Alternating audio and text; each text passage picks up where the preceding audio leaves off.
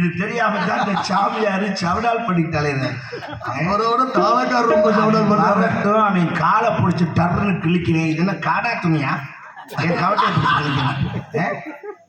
இன்னைக்கு வரட்டேன் ஒரு பிடிக்கிறேன் பாரு. நிஜமா உண்மையாவா? சத்தியமா. எப்படி வெறுங்கையில என்ன ஓட்டு பிடிப்பீங்களா? மோகன்தாஸ் மாதிரி அதெல்லாம் வெறுங்கையில பிடிச்சிடலாம். ஒன்னே மாதிரி அதெல்லாம் கொஞ்சம் என்ன செலவா? ஏன் நான் என்ன மஜாக் பண்ற வேலையா பார்த்துட்டு இருக்கேன்.